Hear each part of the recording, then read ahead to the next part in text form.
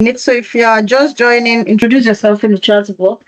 Right, Eunice from Bournemouth, Adebayo from Birmingham, Liv from Leicester, and Bukola Ojo from Newcastle. Guys, please confirm if you can see my screen.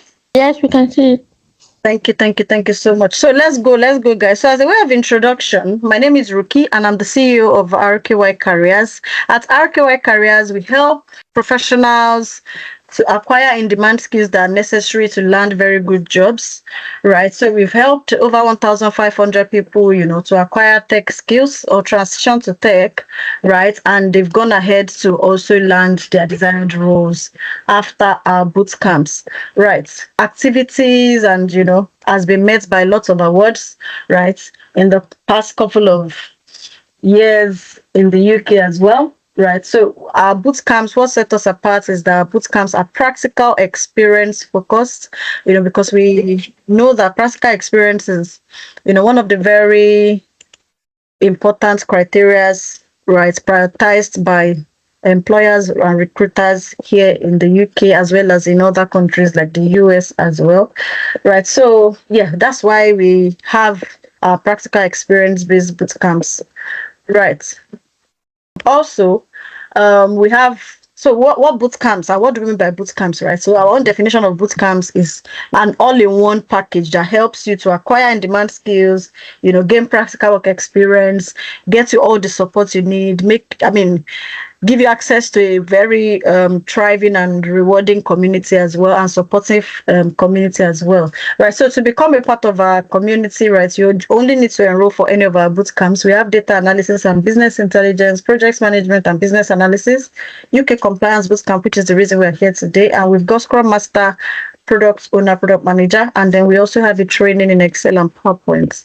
Right. So we also have standalone services for those who already have experience in the field they want to transition to, right? In the CV optimization, LinkedIn optimization, interview prep, professional portfolio, and career rebrand. Right.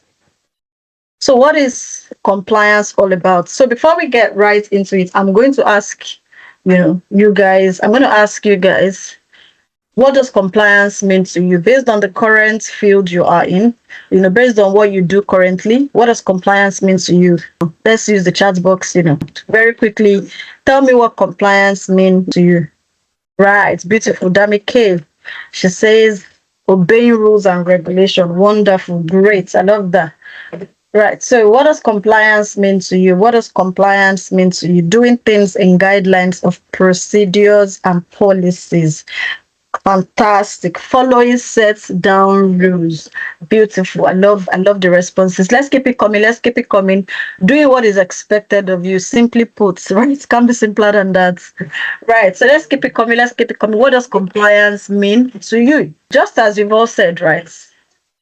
Is following laid down regulations, following laid down policies and law based on your company, your industry, right? And these are the people we call regulators, right?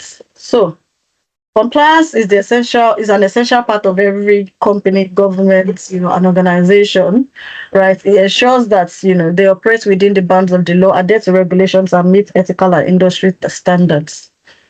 Right.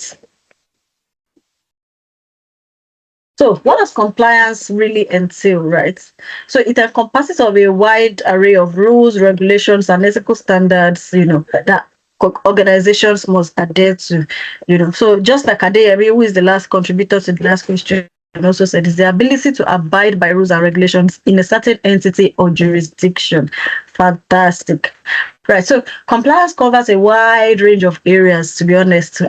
A wide range of areas across different industries as well, such as financial regulations, data protection, anti-money laundering, GDPR, sanctions, financial crime, right? As well as even beyond that as well. Right. So one question I'm going to ask you to be sure that we are all still together is that who do you identify or who do you think is the regulator in your industry? So tell me the regulator in your industry and I will try to guess the industry you work in. So who would you consider as the regulators or regulator that sets the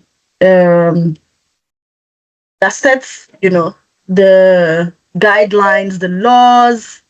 Beautiful. I love the class today. So someone says CQC. Another person says CQC. I guess that's the health and care industry, obviously. And then IFRS. So IFRS will be the finance, right, industry. I hope I'm correct. CBN, SEC, NFIU, EFCC, NICOM. That's also banking and finance industry. Beautiful. Let's keep it coming. There are more. Like, you don't need to be in a compliance role at the moment, but think back within your organization, within your country, who do you think are the regulators? Somebody says HSC. HSC will be health and safety, right? Health, safety, and environment. So is that the name of a body itself?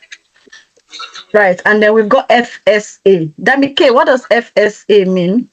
Okay, then Maya says FCA. FCA is banking. That's financial conduct authority, right? That's for the UK, right?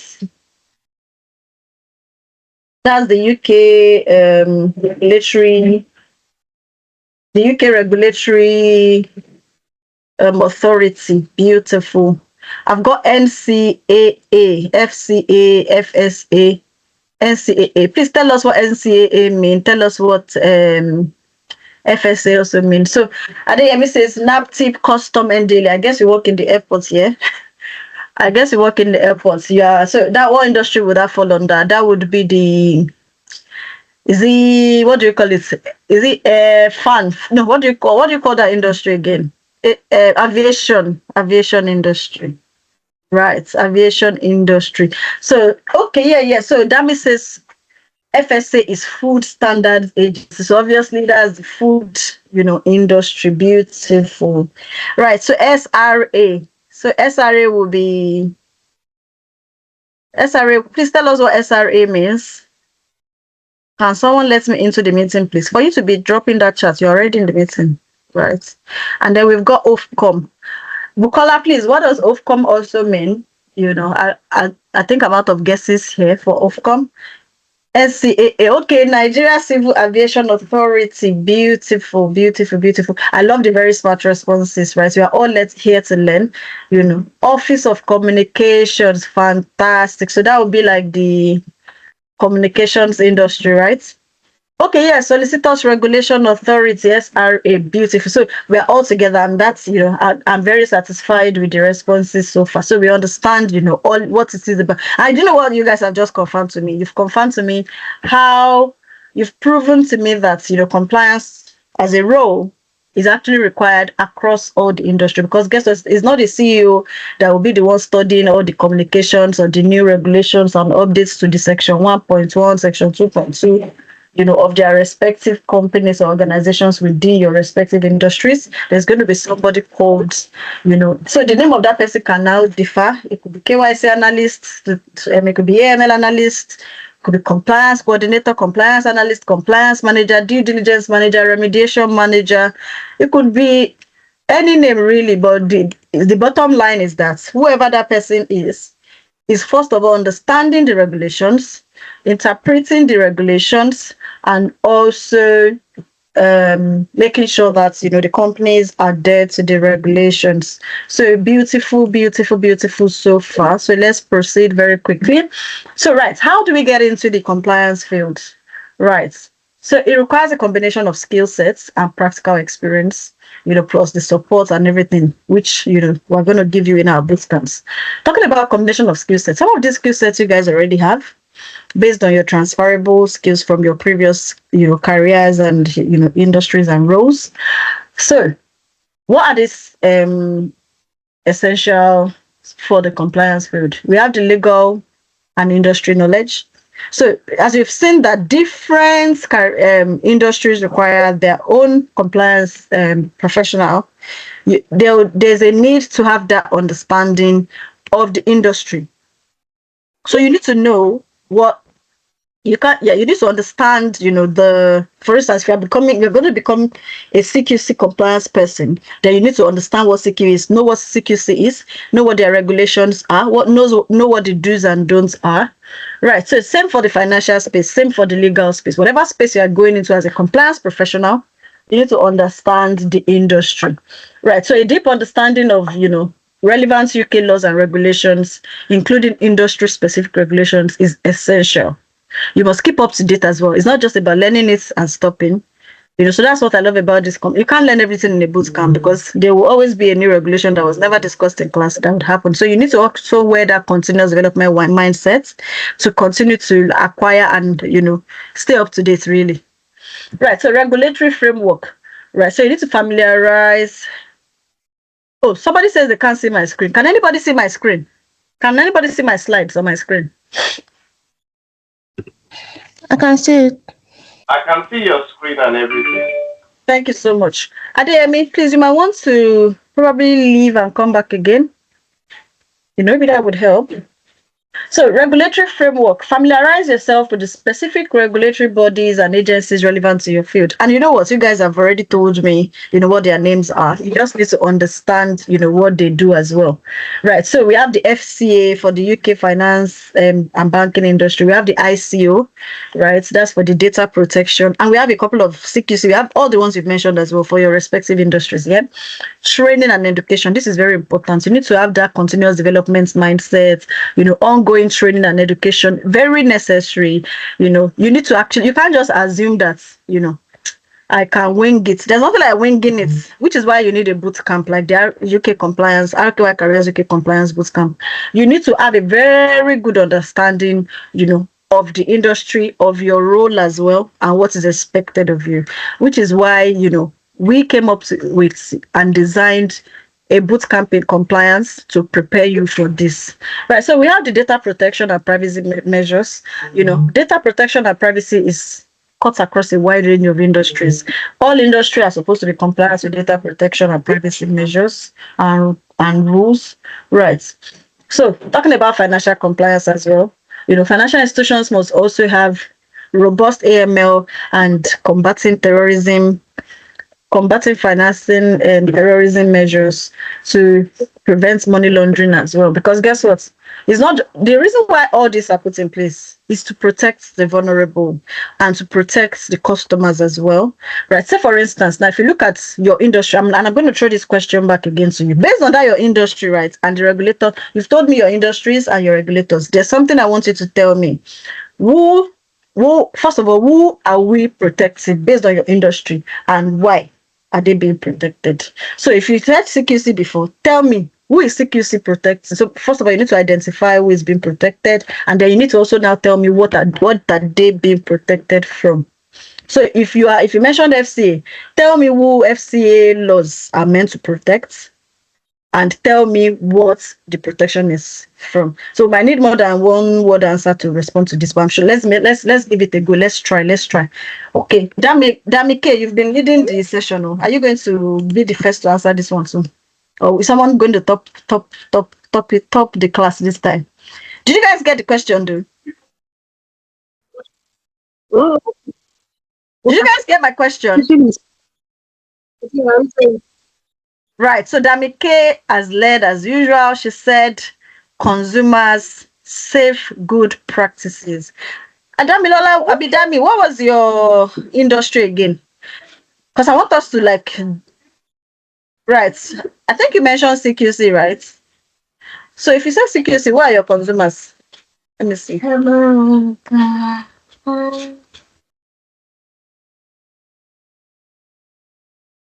Okay, I'm trying to see. Mommy! FSA. Okay, Mommy! okay. That's. Mommy, can I watch in my tab? Yeah, get the tab. No.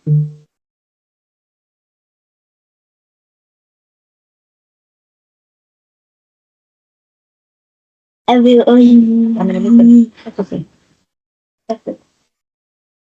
Okay. Right. So where are we? Okay, I think you guys have had enough time to give responses to that question. Okay, so FSA, as you said is what was the meaning of FSA again? Food standard. Yeah. So consumers are people that eat the food to make sure that safe food practices. That one is even very important. So imagine if they don't do site inspections. Imagine if they don't do if they don't put regulation that's to the standard that the food we are consuming have to meet. So they're actually protecting me and you in that industry, right? So in the food industry, if everything is not regulated, we are all going to get affected. So we are the consumers.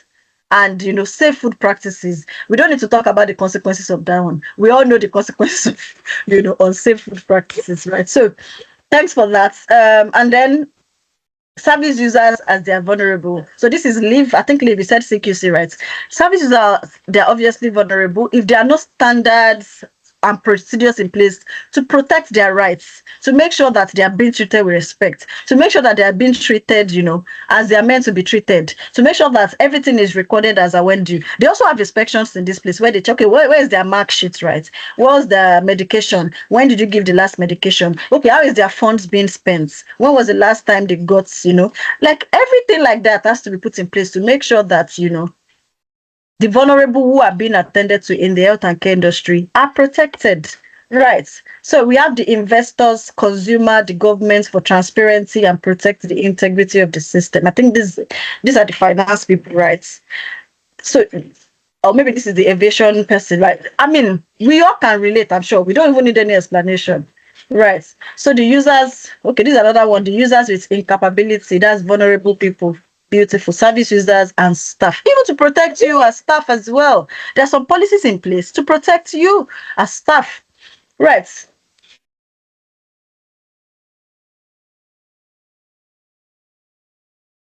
So I guess we are all on the same page. We get the points, right? So talking about the financial industry, which is the one we are talking about mostly today, we are consumers as well in that industry. We are customers, we are clients. Our funds are in these banks, right?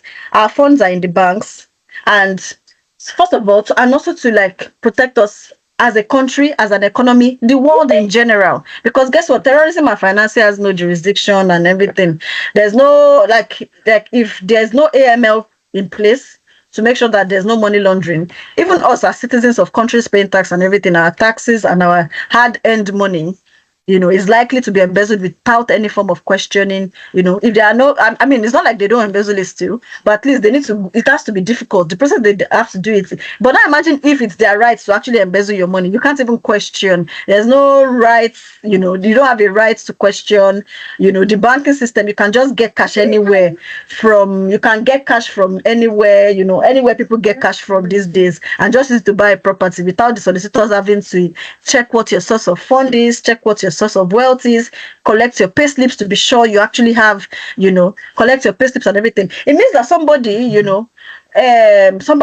anybody can just come, to open an account and be depositing funds in it without them even being sure that this person is not on a sanctions list. This person is not from a country where, the person is actually 100% involved in the terrorism happening in that country. We don't need to go too deep. I'm sure we can all relate. We all understand. Right, very well. So thanks guys for contributing. I'm really enjoying the session. Right, so okay, this is taking me back. Right. So what are the other skills you might need as well in the compliance field? Risk assessment. You need to be able to assess risk. You need to be able to look at something and be able to say that, you need to be able to go through a procedure or process in place that has been set to assess risk. Because it is only when you assess risk that you can know what is high, low, and medium risk, which is why all industries have their definitions or they have their assessment process for risk. Right. So for instance, if you combine that, this person's name is Osama. The person is also from this, I don't know what country that is the real Osama used to be from, but I'm just trying to give an example here. So this person's name is this person is also from this country. This person was also born exactly the same year that, maybe somebody on the sanction screen was born. Then this person is also from this country. Then putting all that together, the person falls under high risk, right? And then if the person falls under high risk, it's not the end of the world. It means that there's a process in place you now need to follow if somebody is considered high risk. And that's why if you look at, all the processes we have in, UK, for instance, where we have a lot of system that are in place, the rates that will be offered to people that are of a certain background and everything, for some services will be higher because they are high risk. The same way with, it's all through the process of risk assessment. You would have put some information there. Okay, when did you move into the UK? Where do you work? How much is your salary? What are your expenses? What is this? That would even determine whether they even give you the mortgage or not, or whether they open accounts for you or not. If you cannot prove, if you don't have anything, for instance, you can't just come as a non-UK resident to open an account in the UK. you need to show an ID that only people that are residents in the UK can have. You can't just come in and say, oh, even if you open the account because it's automated, right? You won't be able to use it. And those are the things, those are what we call KYC. Even I love the fact that now, in some other backgrounds or environments, they find it very difficult to balance risk and customer satisfaction, or to balance controls and customer satisfaction, right? So when there's no balance between the two as well, there's always a problem, because yes, you want to satisfy customers, you want to make things seamless, you want to leverage technology, you want to make things automated, but guess what? As much as you want to, there's still, stuff you need to put in place, controls you need to put in place to make sure that everybody is still protected in the end. So you won't say because you want to make account opening process faster, then you should open accounts for every canary without being sure who they are. So that's why, there's a lot to leverage here. Everything works here. Your names are already in the systems. Once you put your name and date of birth, they can get all your travel history. They can get all your history as a whole, right? And in countries where you don't have those automated places you can plug data from, then things are more difficult and manual there. But yeah, we understand what risk assessments is. Documentation and record keeping. This is very important, right? Like they used to say in compliance, anything that is not documented does not exist. And what does that mean? If you say as a compliance person, oh, this person wanted to open accounts, I saw the ID, I saw the international passport, I saw all this, but I opened the person's file and all these things are not there. It's not about what you see, it's about what is documented. So documentation is really important. That's the only way you can prove that something exists. If you went through a process, it's a process that have been put in place. You ticked all your checklist and checkbox to show that you are reviewing you are doing your risk assessment. It has to be documented. What did you find? What did you find? What's in place? What gave you that level of comfort that this person is high risk? It has to be documented. What gave you this? What made you decide that the person is low risk? It has to be there. Documentation and record keeping is very important. GDPR, this does not need explaining. In the UK, GDPR is very important. In EU as well as other countries as well. The same with, it's also the same with data protection. Right. So continuous improvement, sanctions, strategic thinking, KYC and AML, knowledge, industry knowledge. I think this is very similar to what I just said. So talking about the career paths now, I'm sure you've all fallen in love with the compliance as a career path, because who doesn't want to make sure that system works, right? Who doesn't want to make sure that we can rely on, the system to help us to filter out the bad people automatically without us being at their mercy, right? You don't want, nobody likes it when you are scammed and your bank can't help you, really, right? Because you'll be like, how did they manage to open the accounts in the first place? I think there was a problem with a particular fintech company back in Nigeria that I read about, that people were able at the time to open a corporate account in a name that already existed. So if that is possible, right? If a system allows that to scale through, it means we are all in trouble. Because guess what? As simple as account details, I'm sure when you guys want to transfer to RKY Careers, for instance, RKY Consulting Services Limited, which is a registered name, right? The fact that you are transferring to that name and not a random name from nobody, right? That fact, right, gives you a level of comfort, right? That, there's no other RKY Consulting Services Limited that should exist apart from the main one. So this one I'm paying to must have ticked all the boxes. But if somebody just gave you an account number that has, a random name, and they say pay into it, don't worry, it's still the same company, you would ask a question. Because guess what? At that point, you are using your hand to take away your protection. I don't know if you guys get. Are you guys with me? Can you guys hear me? Yes. Right, because at that point you are using your hand to take away. Because when tomorrow, if you want to complain that you paid money to the name we are talking about, they will ask you, was it the business name you paid to? If you say no, you automatically don't have a case. But if you say yes, they will still ask you for that again. Where did you get the account details from and everything? But ordinarily, the fact that account number exists, they will ask you again, when you inserted the account details, did it tell you that the name matched before you went ahead to pay? Because all these things are controls that they've put in place to protect you as a user, as a client. However, I remember that it was a really big deal then. It's something that can actually kill a company as a whole. Imagine if people are able to open accounts. It means that you are like the loophole in the system. Your organization that is allowing that, or any organization allowing that to happen, is the loophole within the system. And that's why they need compliance professionals, because somebody has to man that. Somebody has to be the one responsible and accountable for that.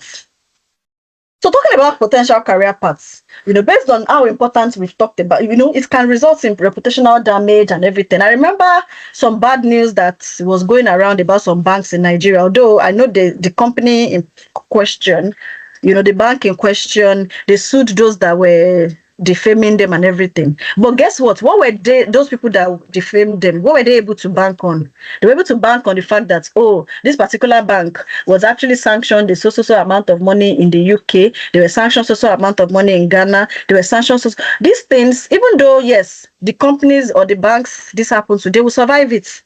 Right, but it leaves a dent on their reputation, and no bank or no company wants a dent on their reputation.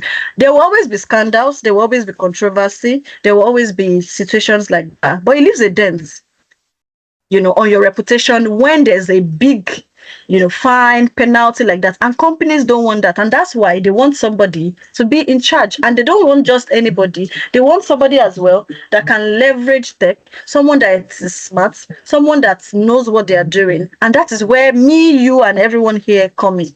So let's proceed very quickly. You can see the potential career paths you can explore, from KYC analyst, compliance analyst, risk manager, financial crime analyst, sanctions officer, AML compliance analyst, data protection specialist, and many more. To be honest, it's not limited to this. Right, so let's go very quickly.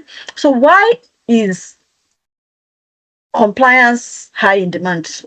Can you guys help, with a few points before I proceed? I know you guys have seen my expo, but let's see if there's anything that is not on my slide, right? That you guys, based on what we've said, our discussion, right? Our very relatable discussion, right? So why do you think Okay, Felicia, you have your hand up. Are you unable to type?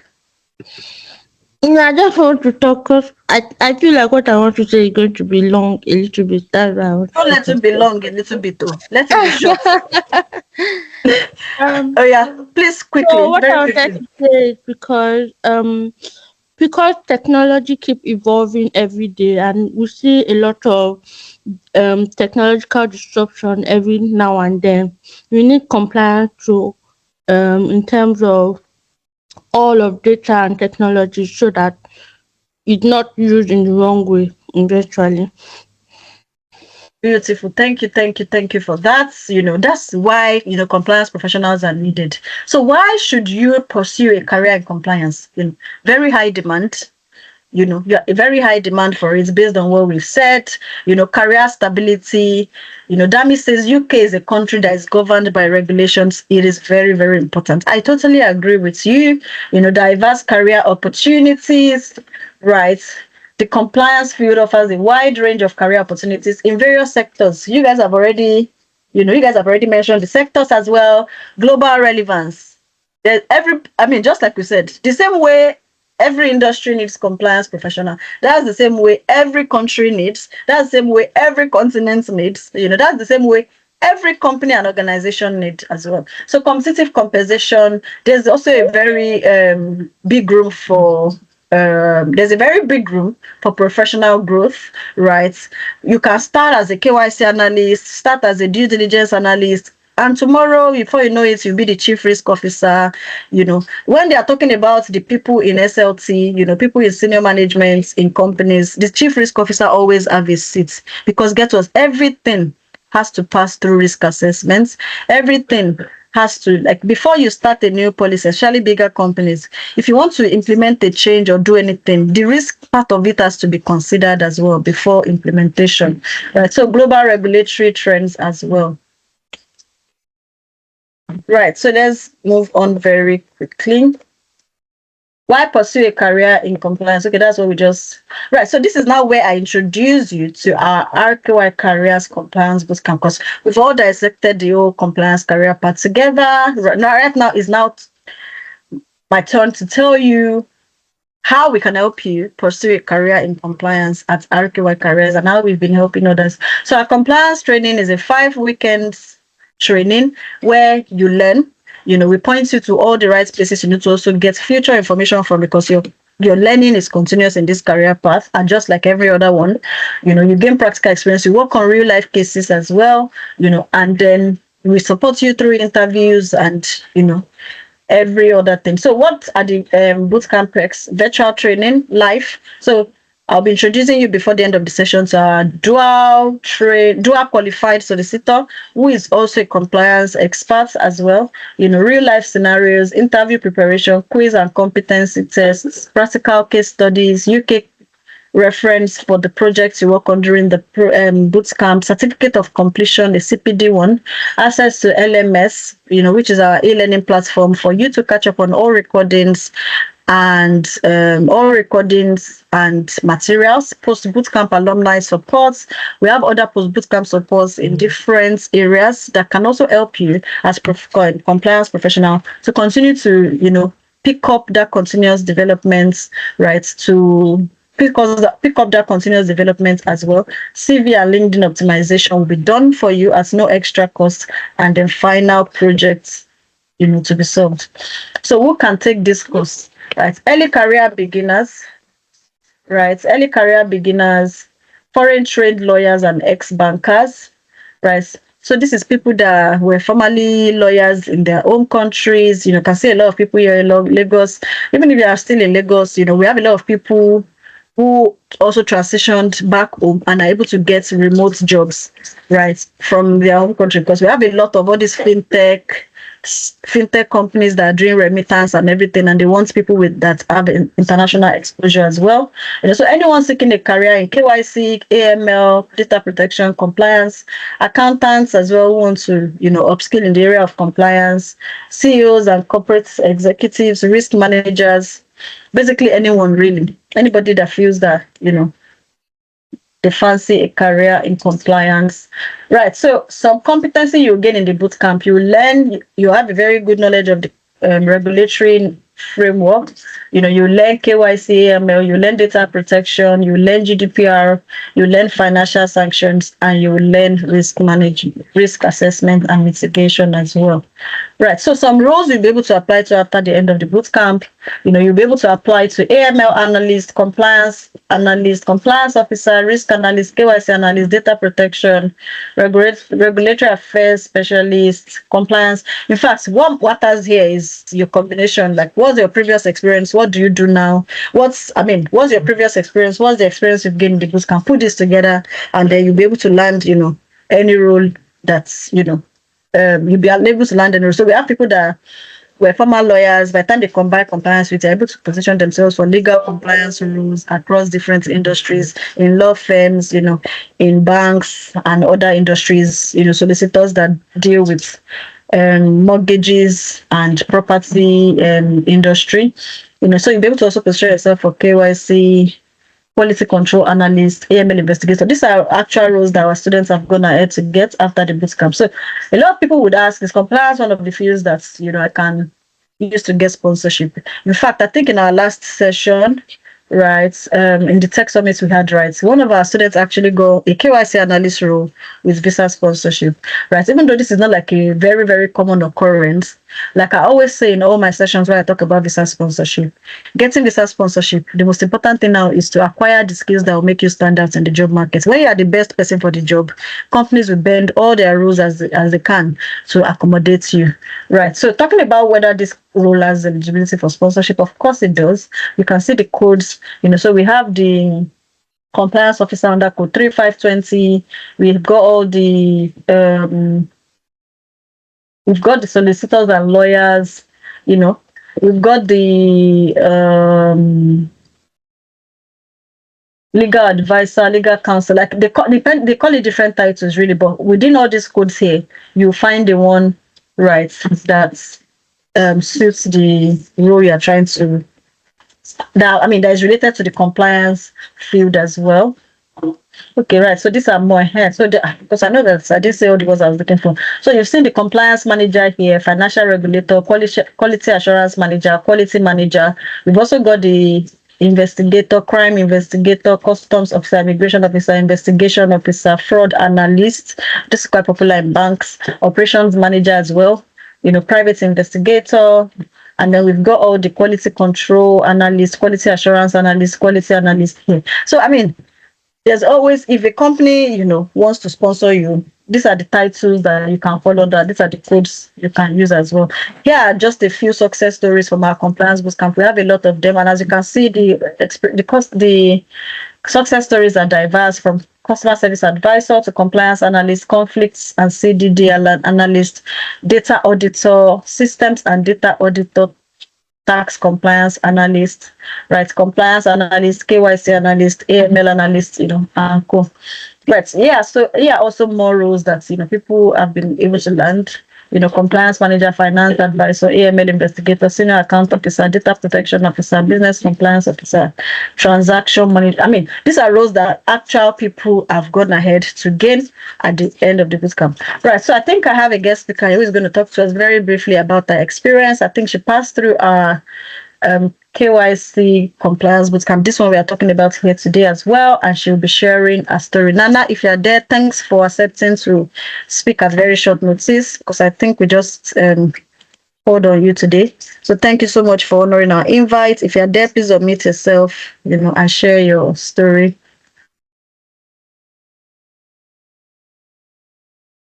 Hello. Hello. Hi, Ricky. Thank you so much for the invite, and thank you to everyone for coming. So my name is Nana, and I was part of the RKY Bootcamp 9.0 that was early this year around March, and before then I worked as a client service associate. I wanted to break into compliance KYC in the UK space. I had been a KYC analyst very shortly in Ghana, and I thought it would be the same. So I was applying for jobs with my CV. I was getting little to no results. One day I saw RKY, one of their students posted about them on LinkedIn. And then I took a leap of faith and I joined the bootcamp. And I'd say it's the best decision I have ever made for myself. The bootcamp was so helpful. The tutor was amazing. Every question you had, he would answer you. He would keep sending jobs to the group.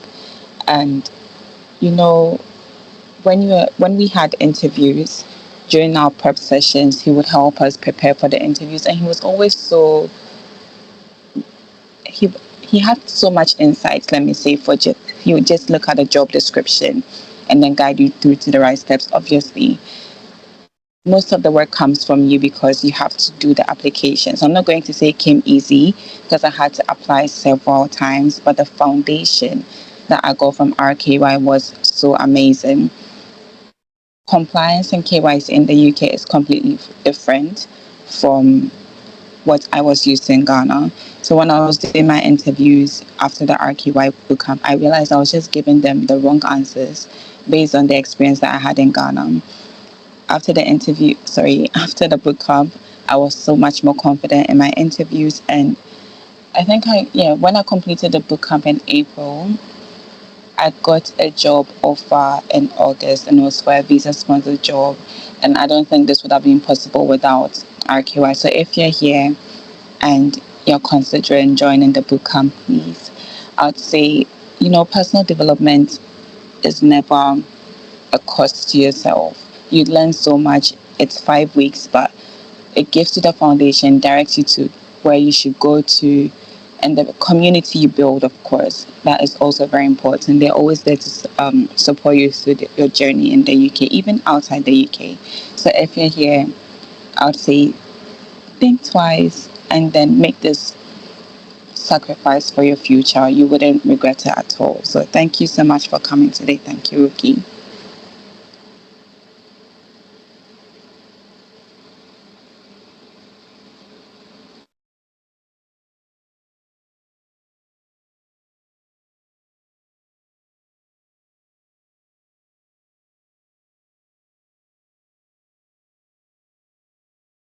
Thank you so much. Thank you so much, Nana. We appreciate, There you go, guys. So she landed, a role as a KYC analyst shortly after the bootcamp, right? So yeah, thank you so much, Nana. We appreciate you coming to speak and share your experience as well.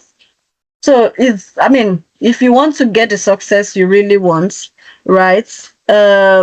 Yeah, then you need to go for it really. You need to upskill, be the best person for the role and all that. So having said that, right? So having said that, with everything we've said, you get in the training, from virtual training to access to our LMS to CPD and every CB certificate, alumni community, the value of this training based on what is offered in the industry, because a lot of companies out there that are local companies offer not even what is up to what we do, and they sell these courses at £2,000, £3,000, this and that. But based on the fact that we serve the would I say the immigrants community, right? We know that we also need to be cost friendly, right? So we are currently on a discount for £599. So this is the last quote for the year. We've run our courses at £599 for quite a while now, and next year these prices are going to be going up. So if you want to secure your slot, you had better do it right away. If you are joining from outside the UK and you want to pay in right, so yeah, so if you want to secure your slots from Nigeria, send a DM to the numbers. Toby, please share the links, the payment links, the payments checkout page, and the WhatsApp numbers for them to reach out for those joining from Nigeria as well in the chat box right away. Right, so there you have it, guys. Secure your slots now. Classes are filling up really fast. This class is usually a small class, and that's the way we love it to be. So we are going to close enrollments very soon, because classes is in next 6 days, I think, because this is 26th already. 5 to 7 days. So secure your slots right now, because you've already heard about how much beneficial the UK compliance bootcamp and career path is. Right, so do we have any questions related to what we have said so far? Please drop your questions in the chat box. Let's try to attend to it very quickly before we call on our esteemed facilitator, who is also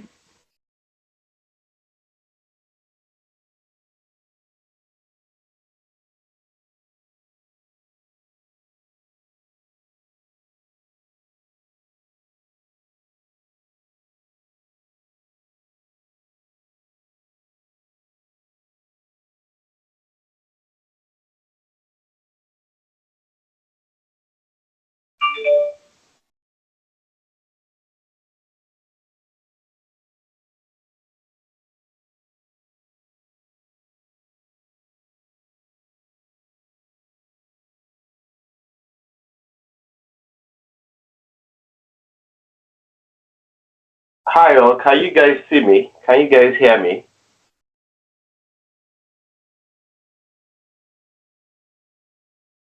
right. So sorry, guys. Yeah, Lumi, we can see you and we can hear you. So I hand over very shortly to our trainer. So secure your slots, very quickly. So yeah, a few more success stories as well. And okay, so yeah, in the last, like I said, couple of months as well, we had over 1,500 success stories across all our boot camps. Talking about companies where our students currently work. What I love about this boot camp is that our students in this boot camp, they're working in very, very high places. You hear JP Morgan. In fact, there was a particular person that booked a consultation with me not too long, and she said she was referred by the head of compliance of the company he did internship with to come and do a consultation and join our boot camp. Right, so this person had paid 1,000 plus to another company to train to become compliant. I think those ones, they said they're ICA affiliated. They will send you to a company to get internship and everything. And the person, after all the training, went on this internship. The head of compliance in the company they sent him to is our own alumni in this same UK in London, right? And then she referred the person back. So we have people in alumni, in I Mitchell, or what do they call that company, right? In Satanda, in NatWest, across all the top, finance, insurance, fintech companies in the UK as well. So that's one of the very good things about this company. So at this point, I'm going to bring Lumi up. It's already up anyways, right? So I think we have questions. I'll quickly take the questions, and then Lumi can just give us a brief insight into compliance as a career path as well and his journey, right? So I'll just take some questions quickly. Bisbo Kotsi says, Ricky, I want more insights into sponsorship. I think I heard you say it's not so common. And secondly, does location in UK matter in landing a sponsorship job? So generally speaking, sponsorship is tough right now. Getting a job at all, even if you don't need sponsorship right now in the UK, is tough. The market is getting stiffer and tougher by day. Getting an interview these days is like an achievement. It's now more like is worthy of success. Is worthy of sharing. That's how bad the market is right now. So that's why I said that sponsorship, is something that is not guaranteed to anybody. For you to get sponsorship, you need to be the best person for the job, because it's only after you get the job you can get the perks that come with the job. So that's what I mean. If I miss a class, would I be able to access the recording afterwards? Yes, all our classes are recorded. I mentioned the LMS at some points. So our LMS is our learning management system where all classes are recorded, and you can catch up, if you miss a class. And you also have access to this for up to 12 months after the bootcamp. Right. So what will I be learning in the UK bootcamp to be relevant and getting job in EU countries? Right. So I'll leave that to Lumi. Lumi will cover, although I already covered that, but Lumi will cover that as well in his own part of the session. So for those in the UK, is there any job one can get with sponsorship on this role? So it's exactly the same thing. I already answered that sponsorship question. Getting sponsorship is really tough, regardless of your role right now. So even if you do compliance, I will still say come back and do data. If you do data, come back and do project management. If you do project management, come back and do data. It's more about what more can you bring to the table. There are so many people out there that are in all these career paths we are talking about, but still there are other people that are jobless, and people need to work, right? Companies only want to employ people that are exceptional, that can bring more to the table. And when they find these people, they would do anything, request for license if they don't already have, to keep them. Right. So one thing you need to work on while you're looking for this sponsorship is yourself. Right. So I sent a message on payments plan on one of the WhatsApp on Thursday, but I've not received the response. So talking about the payments plan, we'll drop the link to the payments plan so that you can, explore the. So we are partnered with Klarna, Pay Later, and Klarna, Pay Later, ClearPay, and PayPal in 3. So you can explore a wide range of options, around payment options. So I don't know if that's your question. Right, if that was your question. So what about those outside the UK? Do we have a chance? Right, if you're outside the UK, it's twice as competitive to get jobs in the UK at the moment. That's just the reality, because a lot of people are stuck here. But that's not to say people are not getting jobs, because the same way some people have been in this career path before you will train and get jobs before them too. So that's the same way. There's nothing stopping you as well, from getting jobs. Right. So what are those that don't have banking background? You don't need to have a banking background. In fact, you don't need to work in a bank at the end of the bootcamp.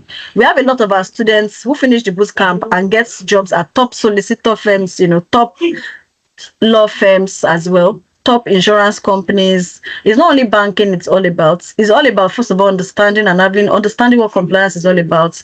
And you can apply this across the different industries you might already have experience in as well. So you can leverage your industry experience. Right. So, I'll stop at this point because I've taken the last question, and then Lumi will take us through what is to be covered in the bootcamp, another question.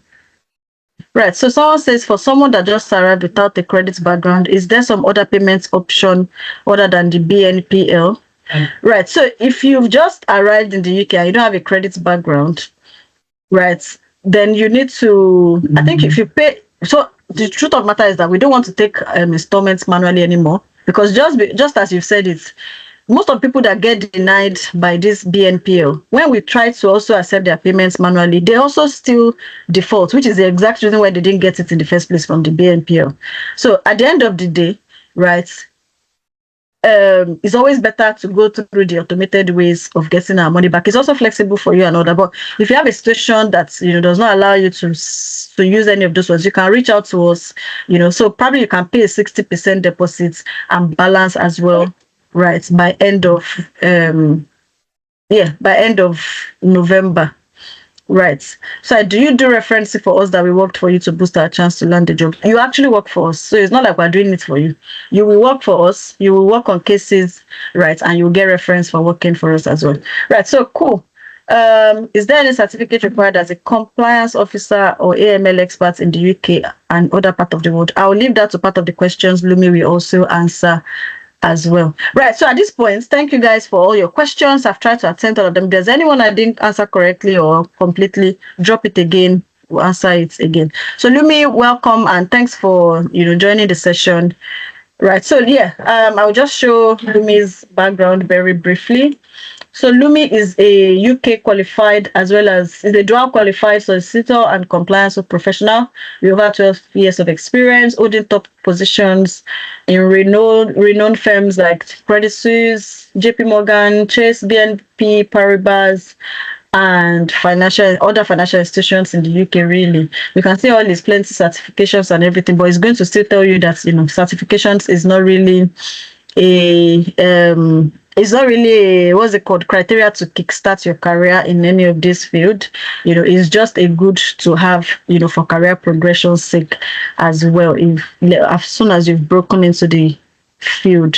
Right. So yeah, Lumi, please, you have the floor. Thanks again. Yeah, so thanks you. Thanks for the introduction and thanks for the talk and thanks for the organizing everything. Thank you guys for attending and also for giving us an opportunity to showcase what we do here at RKY. And I handle the compliance side of things, where we have modules covering AML, KYC, sanctions, and GDPR. And we also have an interview prep at the end of it. And then after that, we have 2 Thursdays every month where we have interview prep, and we also have interactions with some of our old candidates who come up with some of the questions they've been asked, some of the challenges at work and everything. So it's a permanent connection we have here at RKY. Even after your training, you continue connecting with us and all that. Okay, so I'm just going to tell you guys a story. Hopefully it will help you to understand where I'm coming from, and I don't know if you're going to be in the same shoe or you are going to pass through a similar path and everything. So I jackpot to the UK quite a while ago, in 2007 to be precise. And one thing that really shocked me was my first job, and I guess that's the reason why I'm here. My first job was really shocking because I wore a suit to work and everybody was laughing at me, like, why did you wear a suit to work and all that? I was like, because I was practicing as a solicitor, barrister in Nigeria. And I just felt, okay, well, official work, that's how you should dress to work and everything. And then the next thing, they just said, go and arrange that place, go and sweep that place and everything. So I was like, is this what I'm going to be doing for the rest of my time in the UK and everything? So things were very difficult. We didn't have training organizations like RKY, consultancies and like that. So throughout my time at that place, cleaning the place and everything, I was like, this cannot be what is going to happen to me. And everybody was like, you should be happy you have a job and everything. You should be happy you have a job.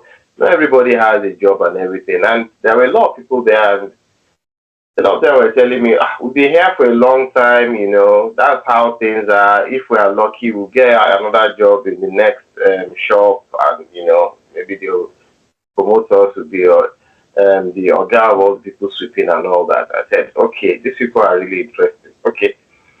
But I wasn't impressed with that kind of life. So I continued pushing, I continued reading, I continued trying my best to get a job anywhere else. I did quite a number of qualifications, they didn't help me. I did quite a number of masters, nothing happened, did an MBA, did MSc, did everything. It didn't help me, it didn't change anything anyway. And even at that point in time, when I finished my uni, we were in a recession. So things were really very difficult. So why I'm saying this is because nothing is easy in life. We're not going to tell you, would just put something into your head that will make you know everything and that'll make you totally, competent and all that. But what we are going to do here is to just show you how to do things and also where to get your information from.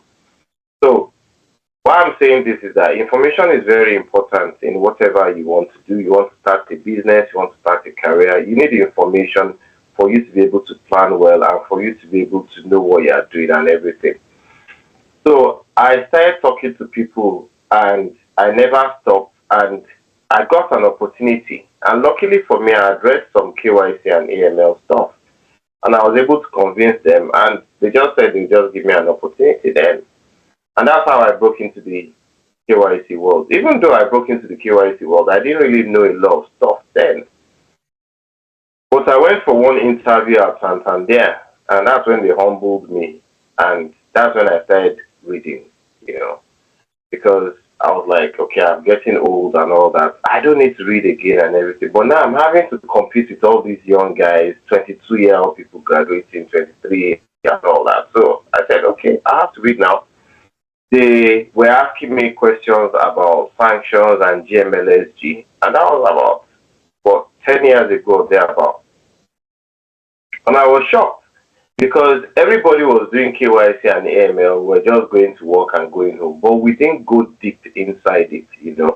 So I went for this interview, and they were asking me all these questions that I didn't know, and I just asked them, "Can you just explain to me what you're asking me and give me the answers? I know I've banked this interview. I can't get the job, I know, but please, I would like to get this information." And then they sat me down another 20 minutes and they spoke to me about GMLSG and all the regulations. And I was quite embarrassed because I was practicing in Nigeria as a lawyer and everything. And these guys are actually showing me the law and interpreting it for me and showing me that, okay, this is the Money Laundering Act.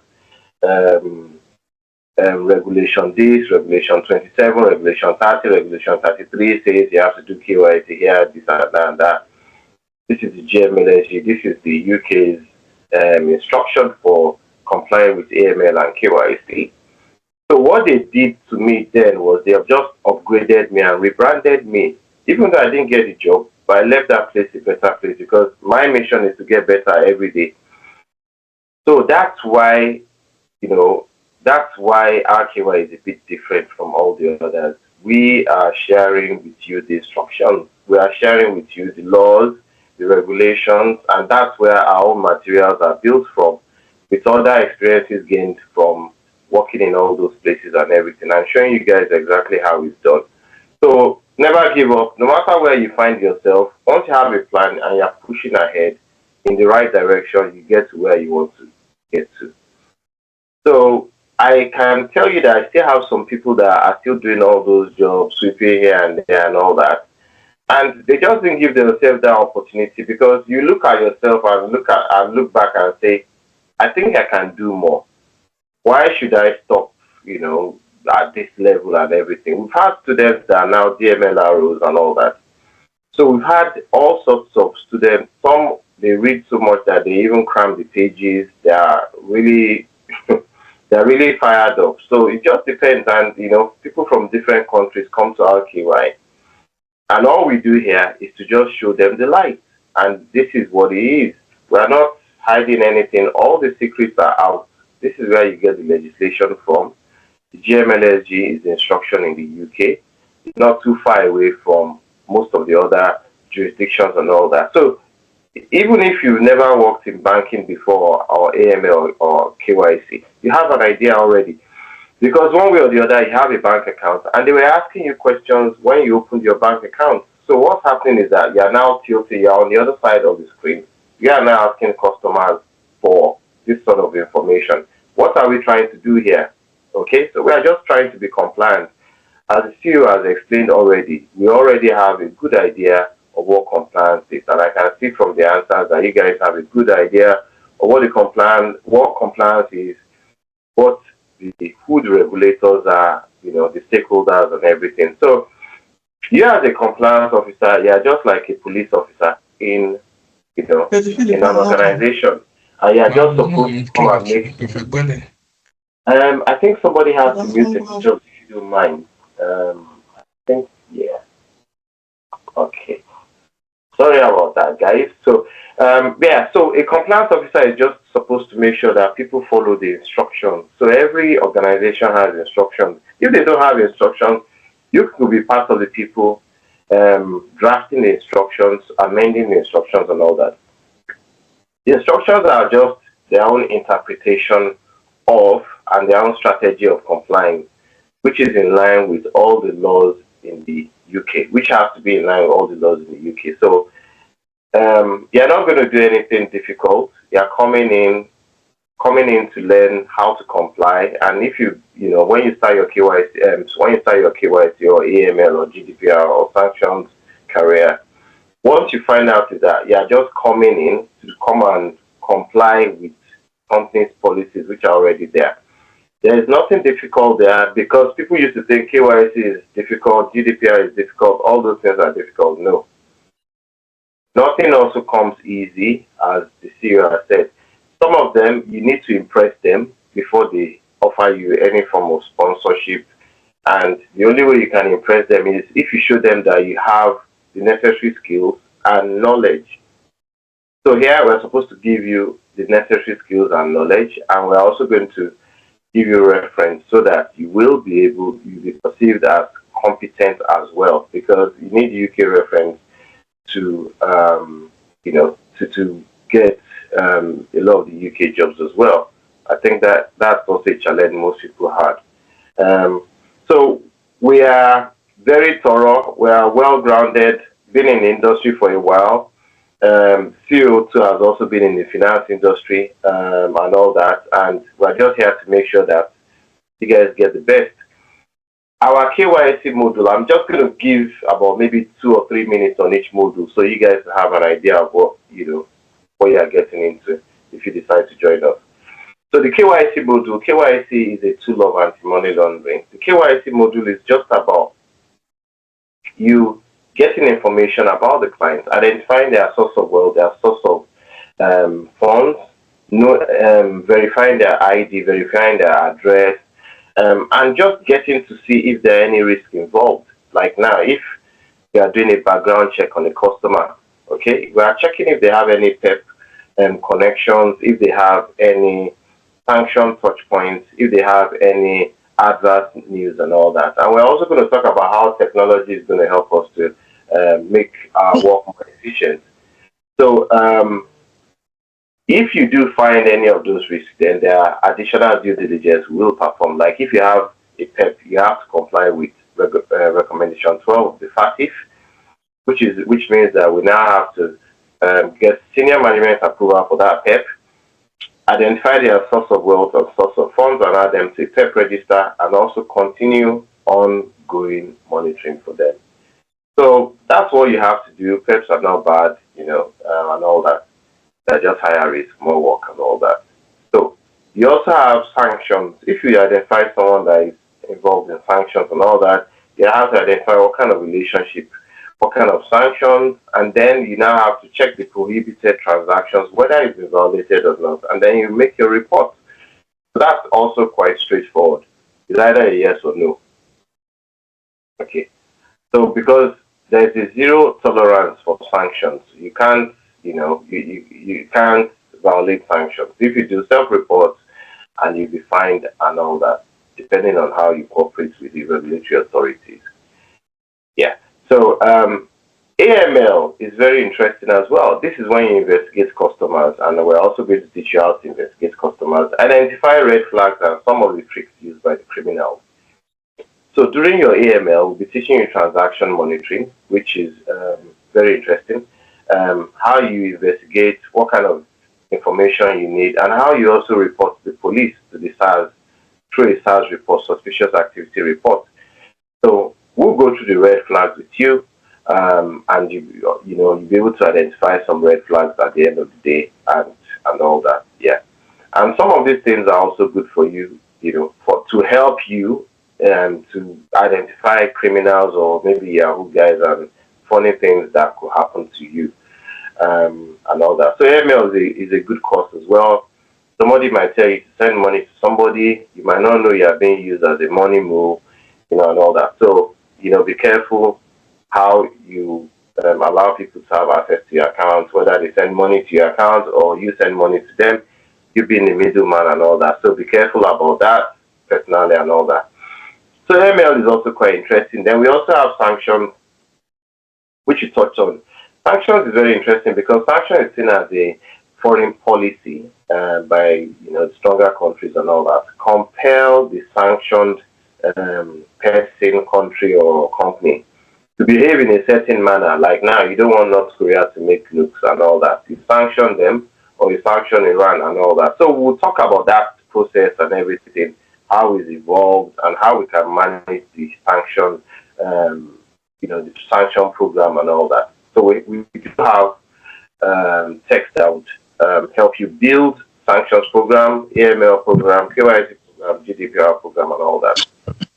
So, and then we have the last one. We have GDPR.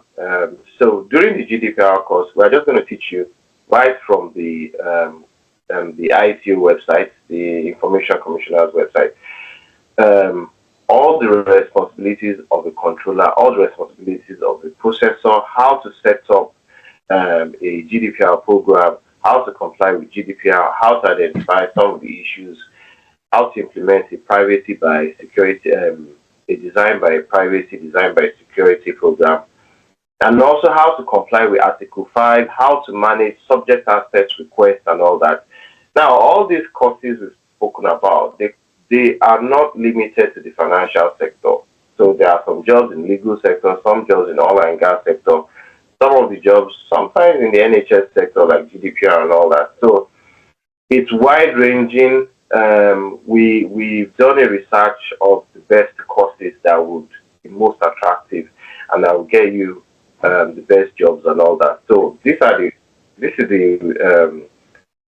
the research we've done. AML, KYC, sanctions, and GDPR are the most powerful modules we found out there, and they give you the best opportunity in the market. So and that's it. So we have 2 hours. Normally, sometimes we do 3 hours, so just be warned. We have 2 hours to 3 hours of lectures on every Saturday for 4 weeks, and then the last week is a free session, which is a Q&A session and interview preparation session, and that now continues even after you finished, and then you can now, just like Nana said and everything, you can now come and join the monthly interview sessions, which holds twice a week. You have access to your facilitator 24/7, just like I think me and Nana have gone through many sessions and preparing for interviews and all that. So our mission is to help you get your job and support you as much as you can. Make sure you get value for money. You won't get this kind of deal out there anywhere where you have permanent classes. So I don't know if you want to value it. Nobody does that. We've checked. We just made sure that nobody can do what we are doing. They won't be able to afford to do it because they won't be able to get the experts and the time and everything. And our students are the best in the market right now because whatever challenges they have, they come back to us and, we just slug it out. So it just depends on what level. We go from one level to the other. So we start with the lowest level and then we go higher depending on how, how our candidates want. So if you want higher level discussion, just bring your questions to the Thursday session and we discuss. These are the challenges I'm facing. Can we discuss as experts and all that? Yeah. Our mission to the society is to help to prevent money laundering and terrorist financing and also to help migrants and others move into the financial space and also the other spaces. Because I had the difficulty of moving. It took me 7 years to break into banking, unlike the other people. So I don't know if you guys have any questions, but we are just here to make sure that all your questions are answered. And I'll hand over to our CEO back again. Okay. Yeah. Thank you, guys. Thank you so much, Lumi. I think there were some questions for you, and I'm going to just read them out while you answer them. I think, did you answer the ones I called before I handed over to you? To be honest, I didn't even You've look. forgotten the one. Somebody Yeah. said, is there any other certification they would need before they transition to the role? You don't need a certification at all. There are some people that are even more senior than I am that don't have certifications. But when you are competing, I would say the first thing you do, maybe after you got your first job, or even if you have some extra cash, you can do the certifications. It helps us. It does help, but it's not mandatory. That's what I mean. All right, there you have it. So at the end of the bootcamp, anyways, you're going to be having a CPD UK accreditation, which I think is good enough. Guess what? These certifications, they are very expensive. Some are like 7K, all these ones that you can see on Lumi's profile. Some are like 3K, 7K, and you don't want to invest that much in a field that you have not even gotten your first job in, because guess what? It's not even the certification that make the difference. What usually make the difference is the practical work experience. We have people finishing the boot camp and leveraging the experience as well to get their outcomes, to get their and the likes, right? But having that alone is not good enough for you to land the job. The experience is very important, and then you can always, because the thing is that some of them also cover different jurisdiction and different specifications, and that's why we have many of them. So getting your first job, but deciding, okay, this is the area I want to go more into data protection, then what you would need to do will be different. I want to go more into into compliance, I want to go more into this or that. So there are different certifications that cover different expertise as well. So they said, what are we learning in the bootcamp? Will it be relevant for the EU market?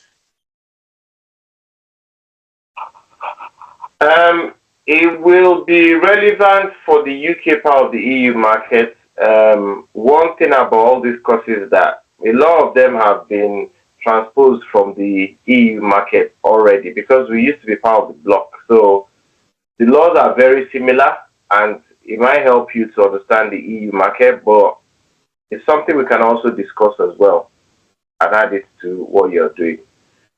Yeah. Okay, thanks for that. I told you to stop crying.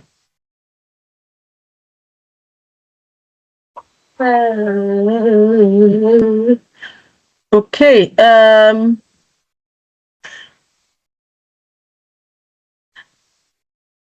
Okay, how about the okay, no, I think you've answered that. Okay, someone said, can one land a job as a food quality analyst or a health and safety officer at the end of the bootcamp? You already have, do you already have related background from home at least, right? So like I said, it's a combination of your previous background at home plus your newly acquired skills that will come with UK experience that will now give you leverage in the market. Right. So you can't just say, oh, it's just like saying I studied HR and then I want to just automatically apply for HR manager role just because I have HR degree. Right. So do you have some bits of HR experience? The same way people that, for instance, we would advise some of people that have HR experience that, okay, why not consider data analysis? We're not going to be teaching them HR in the bootcamp, but they already have HR experience. They are now combining data analysis with that HR so that they can apply for analysis role within HR. That would be a very good way for them to integrate compared to if they're trying to apply for the regulatory area that they don't have any experience in because of the lack of experience in UK employment law. I don't know if you get. So look at it as a must-have skill set, to help you stand out in the job market. Right. So for that person that has done pretty much everything from customer service to HR to PMO, I would say, you need to sit down and do an analysis of yourself. What exactly do you want to do? Why are you just acquiring these skill sets that are like different? I don't know if you get. So you can send us a DM. That's what they're doing, right? Send us a DM on Instagram, you don't just jump to boot camps if it doesn't align with you. You have to have a why, a very strong why, because guess what? Even when the going gets tough, because it's not automatic. It's not like when you finish the boot camp, job is waiting for you somewhere. You still need to get active in applying to jobs and all that. So your why needs to be solid, because I'm sure that you've done MSc in HR, right, without a very good why, right? And then now you have a PMO analyst training as well, which you have not translated into a job, and now you're about to enter compliance. All this will keep diluting your CV, because it's different areas. So you need to decide which one you want to do, and then even if you want to continue learning, it's very possible, but you need to learn what makes you stronger in one of those fields, not that you'll be acquiring skill set across. You are already a PMO analyst. Doing compliance now will throw you off balance. This is just, and this is not just a pure marketing session, right? We will be honest with you. You're a PMO analyst. You can add data analysis to PMO analyst to become a stronger PMO analyst with strong analytical skill sets. If you now decide you want to do compliance as well, very possible. It means you probably need to, you probably need to fine-tune all your previous experience as well to be more related to compliance. You need to choose one. You can't just have a CV that has all the experiences that a human being can possibly have. So choose one. If it's compliance, it's not impossible to go into compliance, but it means that every other experience as well needs to be narrated from a compliance angle, such that it makes sense and shows career progression. Or Lumi, do you want to add to that? Yeah, with what you said, I agree. Another angle is that too much knowledge can't hurt anyway. So, but you have to know exactly what direction you are going to. Exactly, so that you don't just keep jumping about, right?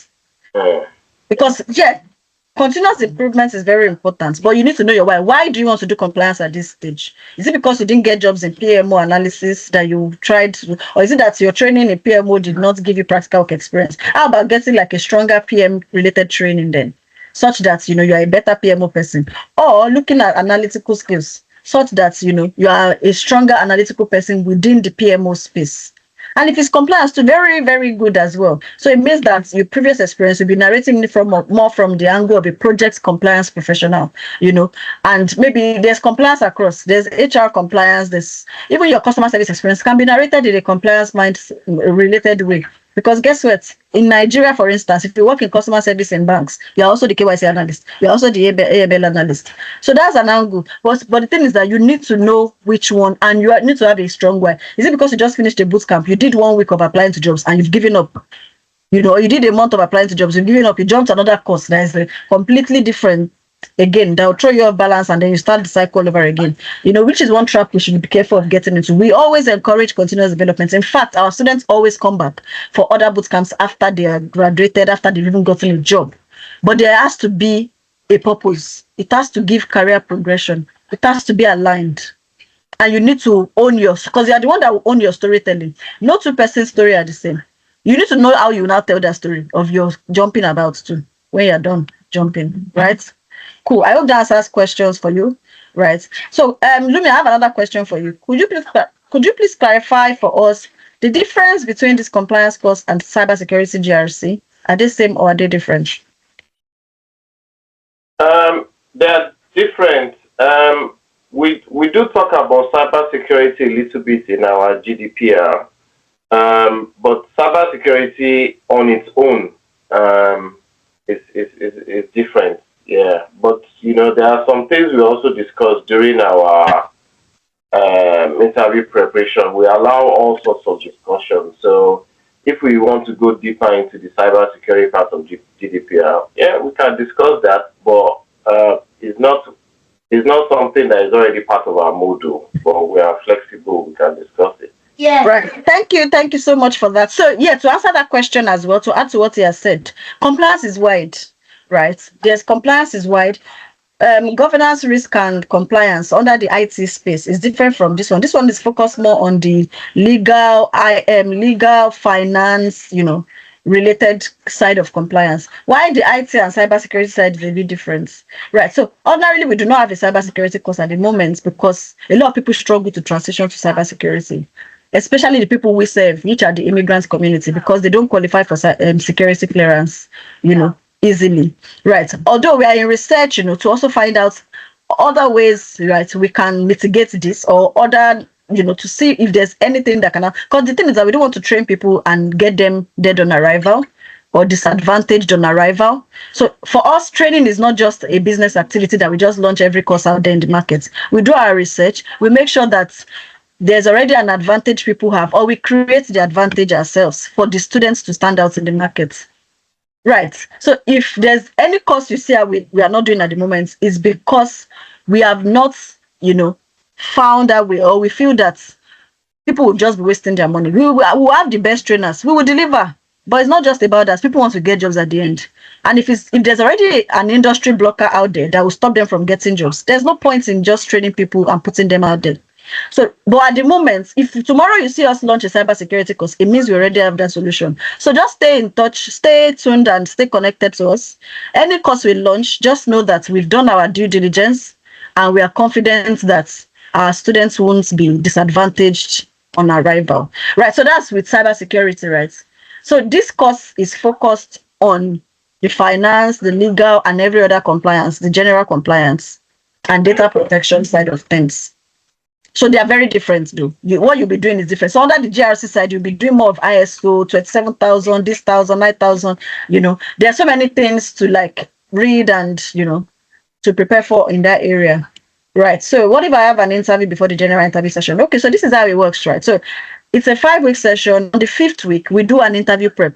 Ordinarily, before 3-5 months. I don't know how many months we've been doing the weekly one now or bi-weekly one now. This used to be sufficient enough, and it's still. So we do an interview prep at the end of the bootcamp itself that prepares you generally for interview. In fact, there are so many additional sessions we have.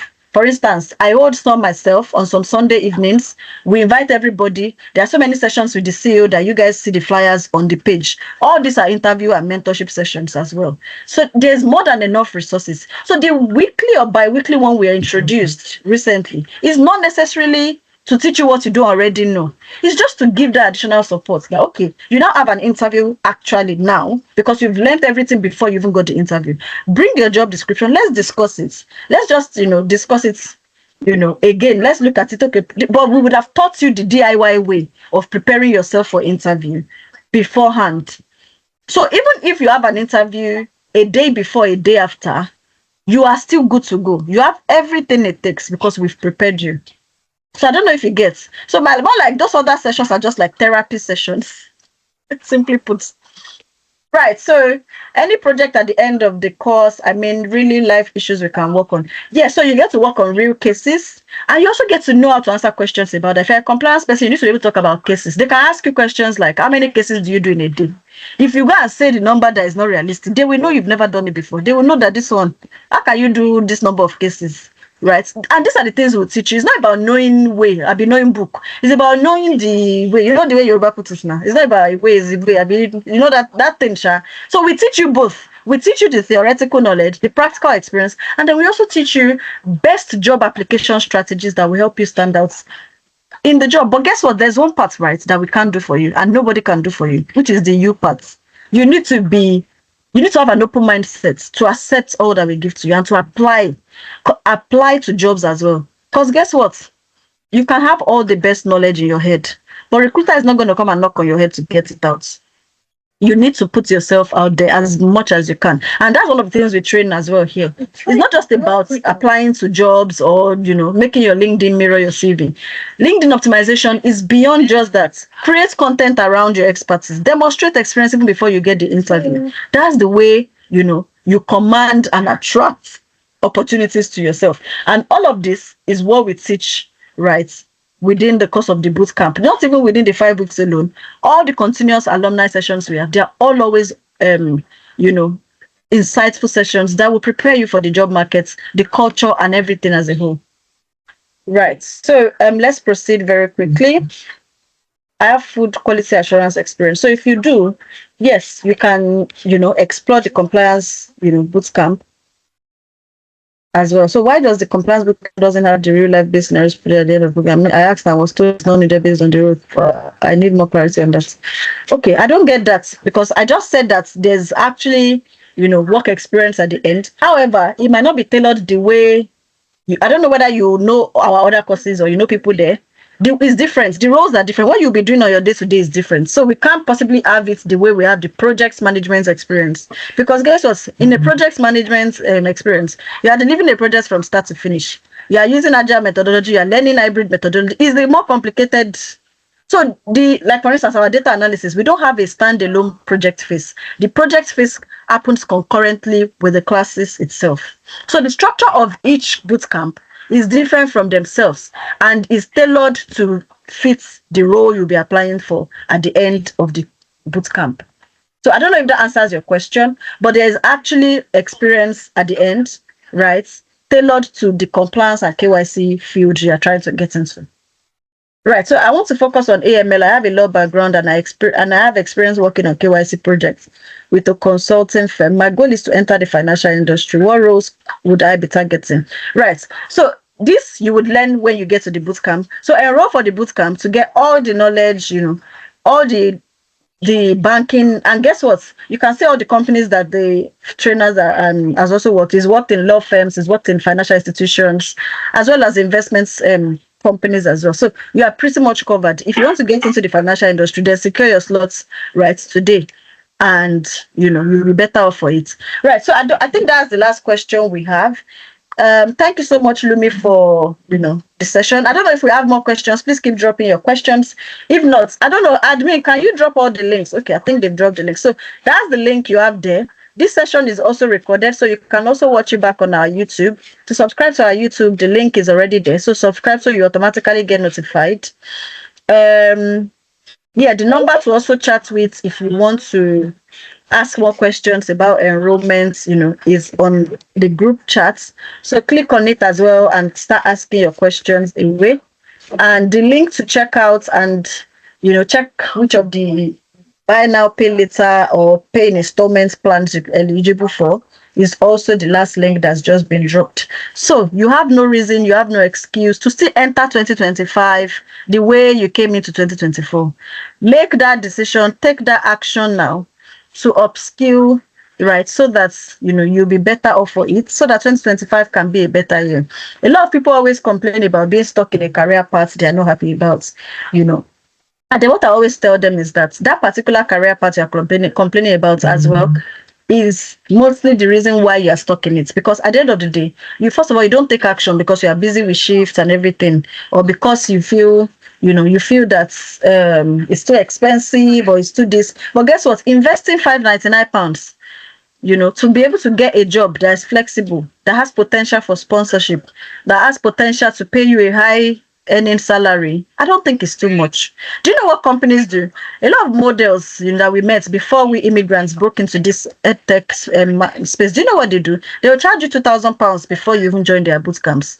They won't even support you as much. They will only give you templates. But guess what? When you get a job, you will still be paying them in installments, £500 every month from your salary for the first 1 year. Do you know how much that is? That's the value of what you get, and even more from us. And we are charging you, not a cutthroat price. Because look at it from value perspective. This is the UK, right? Look at it from value perspective. This is what you'll be getting. You get to join a community that has your interest at heart. You get to learn from the best.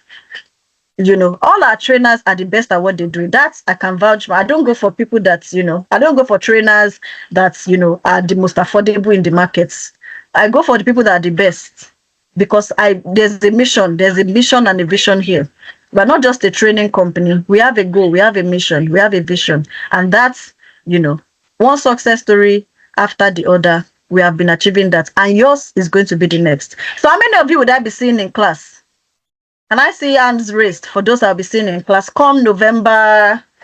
When is the start date again?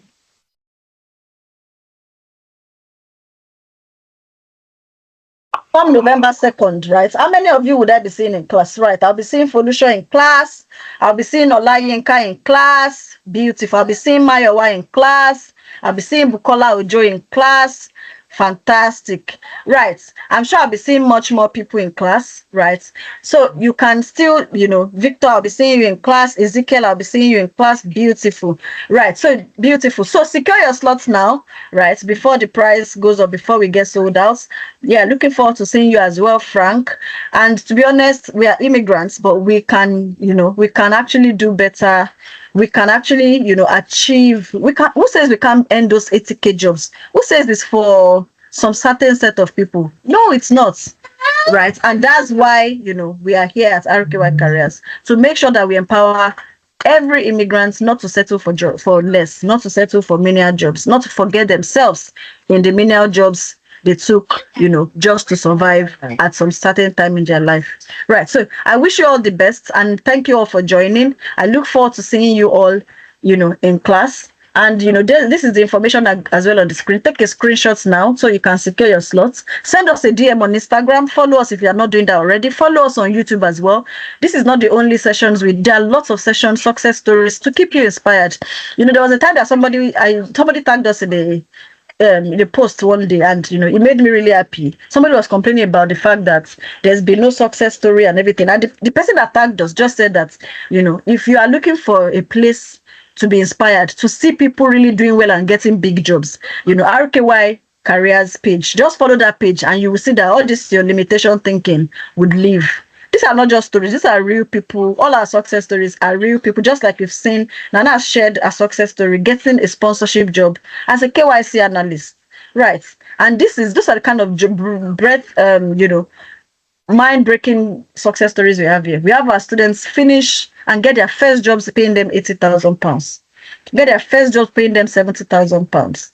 Who doesn't want that? Right. So reach out to us today. Even if compliance is not the career path for you based on your previous background or whatever, reach out to us. We're happy to walk you through, the best option and alternative for you. We also have courses in project management and business analysis, Scrum Master and Product Manager, data analysis and business intelligence, digital marketing, and then we have a training in Excel and PowerPoint. So you see this particular training is just £50 and 50,000 naira. This course is a must-have for everybody. This skill set is a must-have for everybody. And guess what? You can combine it with the compliance. So if you're not even sure you want to secure your slots for compliance today, secure your slots for the Excel. So you don't have any reason to wait till next year for compliance for Excel. It's just £50. And you are going to be learning not only Excel, you will learn PowerPoint. There's no role you get in corporate UK that you will not have to use a spreadsheet, or use PowerPoint or alternatives.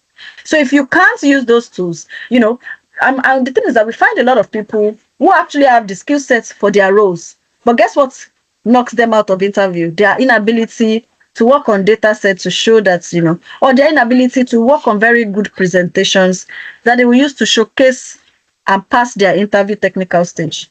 So make sure this does not happen to you. Don't be caught on fresh. What's the English? Don't be caught founding. Enroll for the Excel course. It's also 6 weeks only, 2 to 4 p.m. It doesn't clash with any of the other courses, so you can combine it with any other course of choice, and it's just £50. This one is like this is like our own giveaway course. Let's do it for free, because £50 is practically doing it for free. So make sure you secure your slots, and just like every other course, even though because it's £50 does not mean you will get less out of it. So please make sure that you invest in yourself. It is very, very important. Right. So at this point, I would okay, so how long is 4 months dedication enough for me to go through compliance course? The compliance course is just 5 weeks, actually. 5 Saturdays, in fact. So if you have a very tight schedule, you'll be fine, because it's just 5 Saturdays. If you miss Saturday and you are off on Sunday, watch the video. If you miss Saturday, watch on Monday. There's always a time to catch up before class. What if I just want the UK job experience? How much is it? Unfortunately, we don't sell UK work experience. It can't be sold. You have to work. You have to gain the experience, right? So that's how we work. We are not in the business of selling references or selling work experience. You have to, right? It's just a 5 weeks bootcamp. There's no way we can really separate the work experience from the bootcamp itself, because it's all encompassing. From the first day, you are being prepared for this particular one, right? From the first day, you are being prepared for the markets. That's the goal of our training. It's not just to learn and just have knowledge in your brain. It's to prepare you for the markets. So I don't know if that answers your question, Deborah.